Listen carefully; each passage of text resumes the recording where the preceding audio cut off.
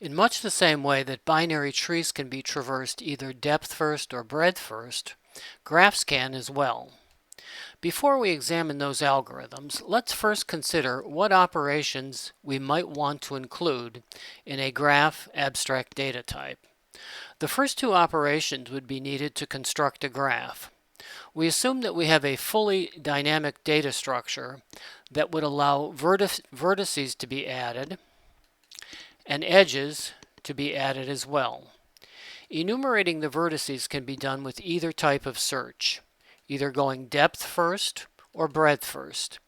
The graph properties we might be interested in determining are the two we have already mentioned, whether the graph is connected and whether it has cycles.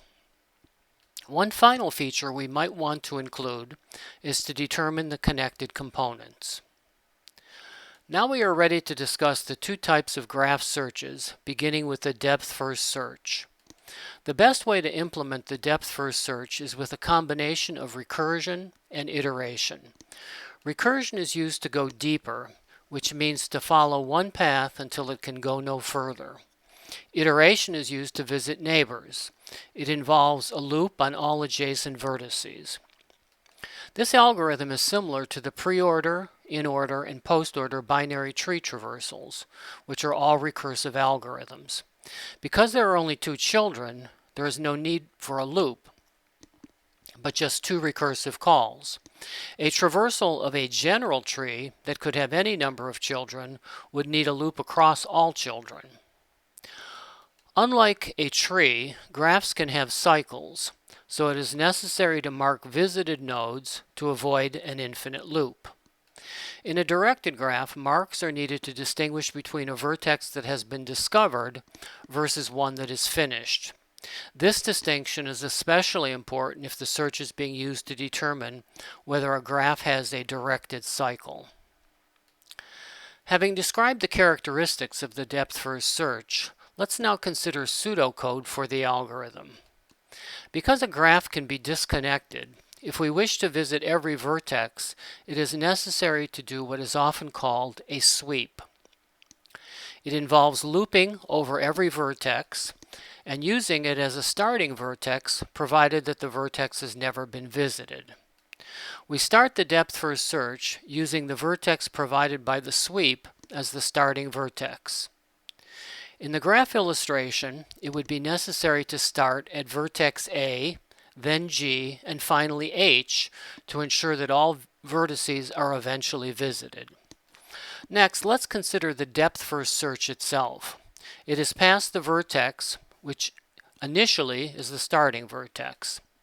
The first check is whether the vertex is already discovered. In the example graph on the left, the starting vertex was A, and the path followed was A, B, C, D, F, K, and then back to D. Because D is discovered, that is a directed cycle. If there's some action needed when a cycle is detected, it's done at this point.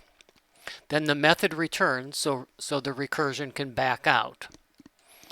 The other base case is if the vertex is marked finished.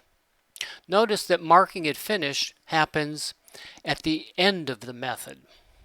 In that case, we have not detected a cycle because we've already visited the vertex. Again, the recursion will back out. In the example graph on the right, the recursion has backed out to vertex B and then taken the path to I. After I, it comes to D. In this case, D is finished, so no cycle has been detected. Any action that is required on each vertex is performed at this step of the search. The vertex is then marked as discovered. This mark reflects the first encounter with the vertex. Any action at the discovery point is performed next.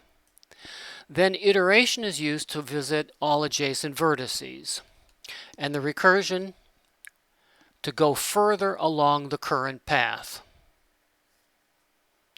Then the vertex is marked as finished, indicating that it was encountered while backing out of the recursion.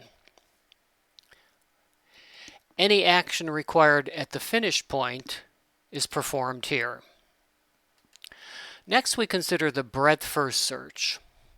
Although we won't examine the pseudocode in detail, like we did with the depth-first search, we will highlight the important features required when implementing it. First, it requires a first-in, first-out queue, and adjacent vertices are enqueued onto this queue when a vertex is visited. Unlike the depth-first search, it visits all neighbors first rather than continuing along a path. The order in which the neighbors are visited is usually unimportant. It is similar to the level order tree traversal. In much the same way that a level order tree traversal does not follow the branches of a tree, a breadth-first graph search does not follow the edges of the graph. It is like the depth-first search in one regard, which is that marking visited nodes is required to avoid looping when cycles are present. Let's look at a visualization of a breadth-first and depth-first search in an undirected graph.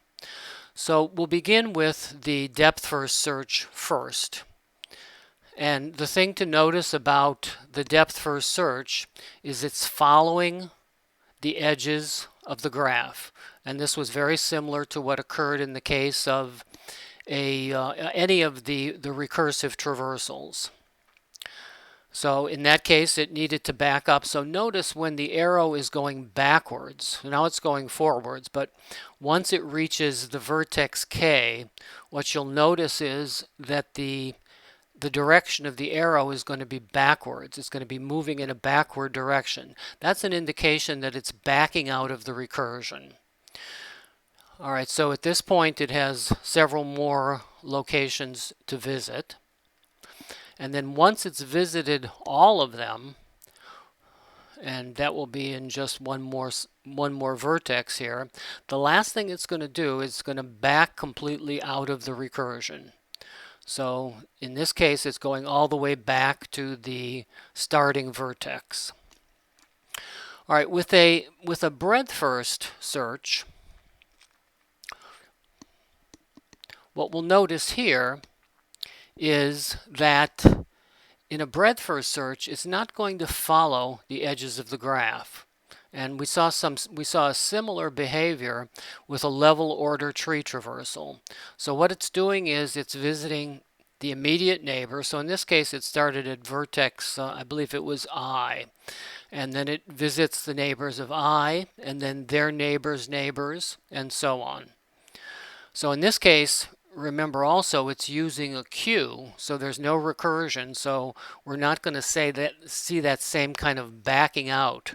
Once it has marked every possible vertex that it can reach, which in this case we have a connected graph, so it will be all of them, at that point it will stop.